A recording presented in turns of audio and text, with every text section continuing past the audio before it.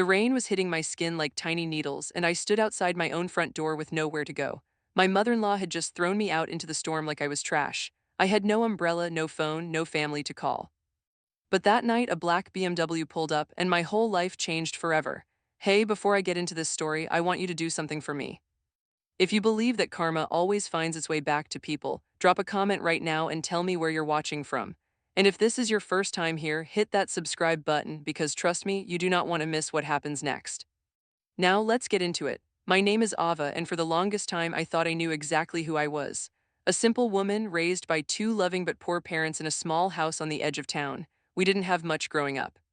Some nights we ate rice and nothing else. Some winters we didn't have enough blankets, so my mother would give me hers and say she wasn't cold, even though I could see her shivering. But she loved me. My father loved me. And that love was enough to make me feel like the richest girl in the world, even when our pockets were empty. What I didn't know back then, what nobody ever told me, was that I wasn't born into that family at all. I was found. Left somewhere as a baby and taken in by people who had nothing but who gave me everything they had anyway. I never questioned it. Why would I? A child doesn't ask where love comes from, she just receives it. I grew up working hard for everything. I cleaned houses on the weekends to help my mother with bills. I studied under candlelight because sometimes the electricity got cut off. And by the time I became a young woman, I had this quiet strength in me, the kind you only get from struggling and still choosing to smile anyway. That's who I was when I met Mitchell. He walked into the small cafe where I worked, wearing a suit that probably cost more than everything in my closet combined. He didn't look at me the way most rich men looked at girls like me, like I was invisible or beneath him. He looked at me like I mattered. He came back the next day and the next, ordering the same coffee, sitting in the same seat just to talk to me for a few minutes during my break. Mitchell came from money, real money. His family owned businesses, properties, things I couldn't even imagine having in one lifetime. But when he was with me, none of that seemed to matter. He laughed at my jokes. He asked about my day like he actually cared about the answer. And slowly, without even meaning to, I fell in love with him.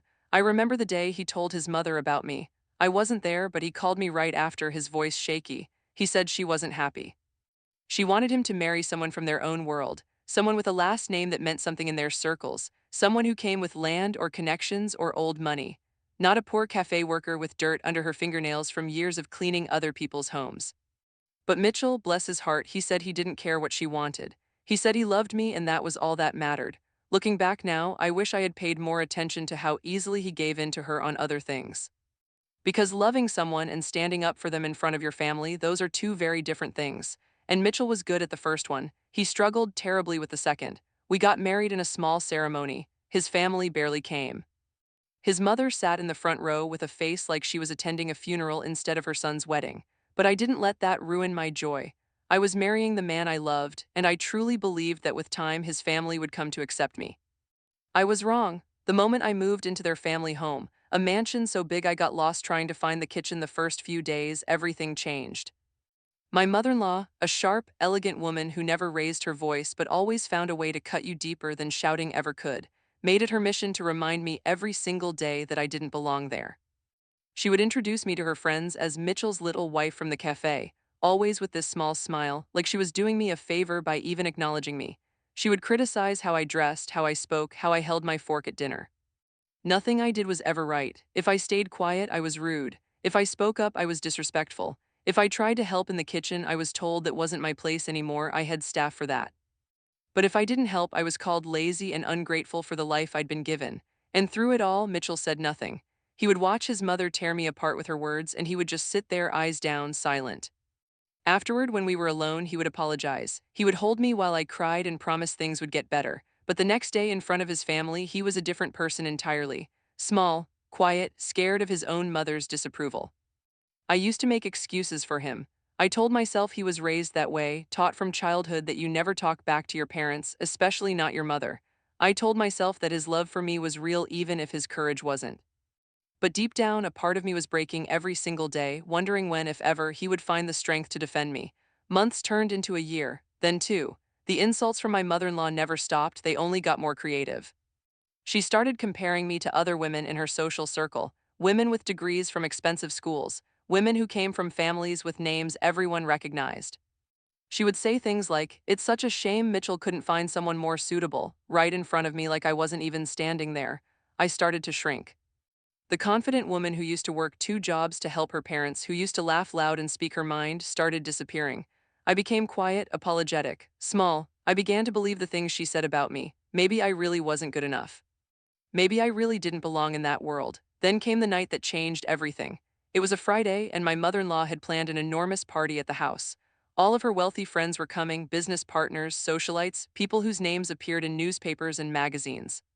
She had been planning it for weeks, hiring decorators, caterers, even a small orchestra for the evening. And from the moment I woke up that day, I could feel that something was wrong. She kept looking at me differently, colder than usual. Around noon, she called me into her study. She told me in that calm, cutting voice of hers that I would not be attending the party that night. She said my presence would embarrass the family in front of such important guests. She told me to stay in my room and not come downstairs until everyone had left. I felt something inside me crack a little more, but I nodded and said okay because that's what I had been trained to do in that house. Agree, stay small, don't cause problems. What I didn't expect was what came next. Mitchell wasn't home that evening. He had a late meeting he couldn't get out of, something about signing important papers for one of the family businesses. He called me before the party started, told me he loved me and said he'd be home soon. I told him everything was fine. I didn't tell him what his mother had said. I was too tired of being the reason for arguments in that house. As the evening went on, I stayed upstairs like I was told, listening to the music and laughter drifting up from downstairs. I could hear glasses clinking, elegant conversations, the kind of world I was never really allowed to be part of even though I lived under the same roof. Then, around 9 at night, there was a knock on my door. It was my mother-in-law. She stepped inside, her eyes cold as ice, and told me I needed to leave the house immediately. She said one of her guests had recognized me from somewhere. Some rumor about my background had started circulating downstairs, and she couldn't risk the embarrassment of having me anywhere near her party. She said I had 30 minutes to gather a bag and get out. I remember standing there, stunned, asking her where she expected me to go at 9 o'clock at night. She just looked at me, completely unbothered, and said that wasn't her problem. Outside, I could hear thunder starting to roll in the distance. A storm was coming. I begged her to let me stay just until Mitchell got home, just so I could explain things to him myself, but she refused. She said if I wasn't gone in 30 minutes, she would have security escort me out in front of all her guests, and that the humiliation would be far worse than just leaving quietly. So I packed a small bag with trembling hands, tears streaming down my face, and I walked out that front door into the night. The rain started just as I stepped outside. Light at first, then harder and harder until it felt like the sky itself was crying with me. I had no umbrella. My phone had almost no battery left, and in my panic, I had left the charger behind. I didn't have money for a taxi. I didn't know where to go. I walked down that long driveway, past those beautiful gates that had never truly felt like home, and out onto the street completely alone. The wind picked up. Thunder cracked above me. And I stood there on the sidewalk, soaked to the bone, feeling smaller and more worthless than I had ever felt in my entire life. I thought about my parents, my real parents, the ones who raised me with nothing but love. I wished more than anything that I could go back to that tiny house with the leaking roof, because at least there I was never made to feel like I didn't belong. I don't know how long I stood there crying in the rain. Minutes felt like hours. My legs were shaking, partly from the cold, partly from the shock of what had just happened. I tried calling Mitchell one last time before my phone completely died, but the call wouldn't connect. Maybe it was the storm interfering with the signal. Maybe it was just the universe testing me even further that night. And then, through the rain, I saw headlights. A car was slowly making its way down the street, its lights cutting through the storm like something out of a dream.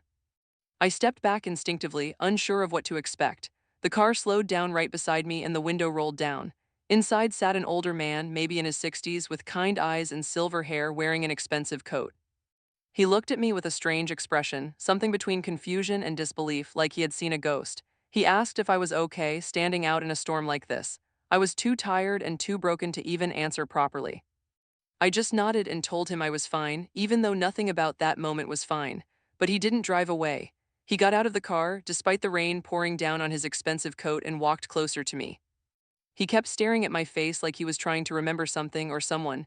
Then he asked me a question that I will never forget. He asked if I had a birthmark on my left shoulder shaped like a small crescent moon. I froze because I did. I had had that mark since I was born, something my adoptive parents always said was special but never explained further. His hands started shaking.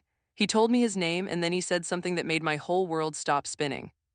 He said he had been searching for his daughter for over 25 years.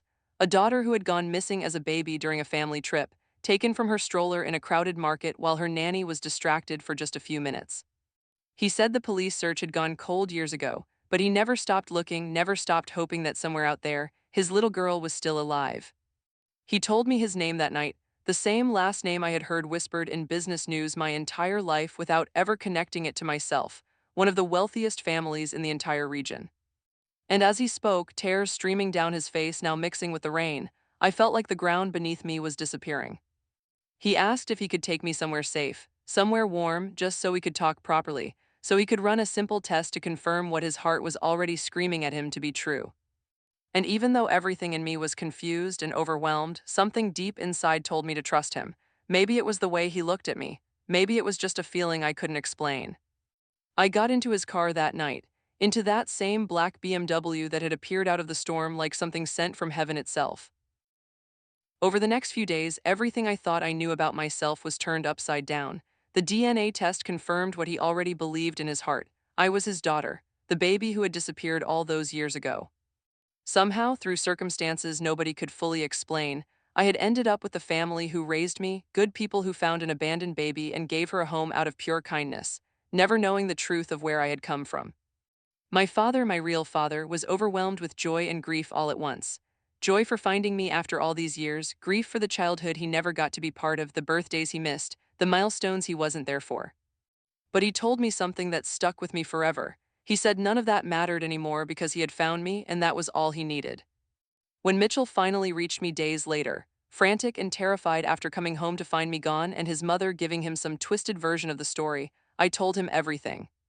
I told him about the storm, about his mother throwing me out, about the man in the BMW who turned out to be my biological father. Mitchell broke down completely. He apologized over and over, ashamed of his silence, ashamed of never standing up for me the way a husband should. But there was one more thing that needed to happen. My father insisted on it. He wanted to meet Mitchell's family properly, and he wanted to do it the same way they had humiliated me in front of everyone. So a new gathering was arranged, this time at my father's estate, a home so grand it made Mitchell's family mansion look modest in comparison. Mitchell's parents were invited, along with many of the same people who had attended that party the night I was thrown out into the storm. When my mother-in-law walked in and realized who my father was, when she understood that the woman she had called unsuitable, embarrassing, not good enough for her son was actually the daughter of a man far wealthier and far more respected than her entire family combined, I watched the color drain completely from her face. My father didn't raise his voice. He didn't need to. He simply told the room, calmly and clearly, the story of how his daughter had been thrown out into a storm by the very family who was supposed to love and protect her. He said he didn't care about wealth or status when it came to how people should be treated, but he wanted everyone in that room to understand exactly what kind of family his daughter had married into. The silence in that room was deafening. My mother-in-law tried to offer excuses, apologies, but they sounded hollow after everything that had happened. For the first time since I had known her, she looked small, powerless, the way she had made me feel for years. Mitchell stood beside me that day, finally, truly beside me, and told his mother that if she ever disrespected me again, it would be the last time she saw either of us. It was the first time I had ever seen him stand up to her, and even though it came far too late to undo the pain of the past, it meant something. It meant he was finally choosing me openly without fear. In the months that followed, my relationship with Mitchell's family remained distant, cautious, rebuilding slowly if at all. But my relationship with my father blossomed into something beautiful. I learned about the family I never knew I had, the history, the legacy, the love that had never stopped searching for me even after 25 years. I introduced him to my adoptive parents, the ones who raised me with nothing but love despite having so little themselves, and instead of resentment, my father embraced them with gratitude, thanking them endlessly for taking care of his little girl when he couldn't. Mitchell changed after that night too. Slowly, he found his voice. He started standing up not just for me but for himself, learning that love means nothing without courage behind it. Our marriage isn't perfect, no marriage ever is, but it's honest now, it's real, and me. I finally understood something I wish I had known all those years I spent shrinking myself to fit into a world that told me I wasn't enough. My worth was never determined by the family I was raised in, or the money in my pocket, or the last name I carried. I was always enough, even standing alone in that storm with nothing but a soaked bag and a broken heart. Sometimes the darkest, most humiliating moments in our lives are exactly what lead us to the truth we were always meant to find. If this story touched you in any way, I want you to know that your struggles right now, whatever storm you're standing in, it is not the end of your story. Sometimes the very people who try to break you down are the ones who end up revealing exactly how strong you really are. Before you go, tell me in the comments, have you ever been underestimated by people who thought they knew your worth? I want to hear your story. And if you believe that everyone deserves to be treated with respect no matter where they come from, share this video with someone who needs to hear it today. Don't forget to subscribe, because there are so many more powerful stories like this one still to come. Thank you for watching, and I will see you in the next story.